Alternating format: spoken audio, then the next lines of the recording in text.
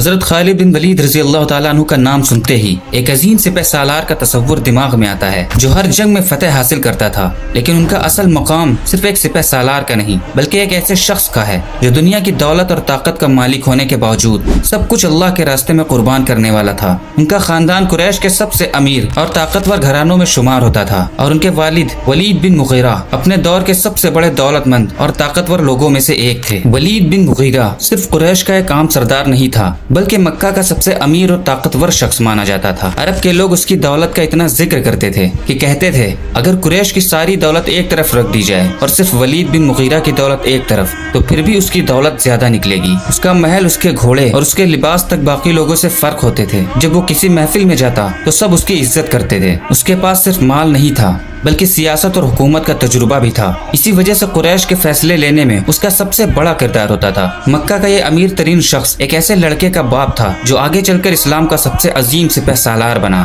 حضرت خالد بن ولید رضی اللہ تعالیٰ عنہ۔ حضرت خالد بن ولید ایک نواب کی طرح پلے بڑھے۔ بچپن سے ان کو بہترین گھوڑے ملتے تھے، مہنگی تلواروں سے تلوار بازی سکھائی جاتی تھی اور جنگوں کی اسٹریٹجی کا علم دیا جاتا تھا، کیونکہ ان کا خاندان بنو مخزوم قریش کا وہ خاندان تھا جو جنگوں اور لشکروں کا ذمہ دار ہوتا تھا۔ ان کے گھر میں صرف نوابی زندگی نہیں تھی بلکہ ہر وقت لڑنے اور جیتنے کا جذبہ بھی تھا۔ وہ جب جوان ہوئے تو وہ بھی اپنے والد کی طرح امیر تھے۔ ان کے پاس بہت سارے گھوڑے، جنگ کا اسلحہ اور نوکر چاکر تھے۔ وہ ایک ایسے فوج کے سردار تھے جسے ہر کوئی شکست دینا ناممکن سمجھتا تھا، لیکن جب اللہ نے ان کے دل میں اسلام کی روشنی ڈال دی تو انہوں نے صرف اپنی زندگی نہیں بلکہ اپنی ساری دولت بھی اللہ کے راستے میں قربان کر دی۔ حضرت خالد بن ولید رضی اللہ تعالیٰ عنہ جب اسلام میں آئے تو انہوں نے اپنی ساری طاقت صرف ایک چیز کے لیے لگا دی، اسلام کی عزت اور اس کی حفاظت۔ وہ جنگ پہ جنگ جیتنے لگے، مگر ایک دن ایسا آیا جب ان سے سپہ سالاری کا عہدہ لے لیا گیا۔ پھر بھی وہ صرف ایک سپہ سالار کی طرح لڑتے رہے۔ ان کے پاس پہلے جیسی دولت نہیں رہی مگر وہ دنیا کے اصل امیر بن چکے تھے۔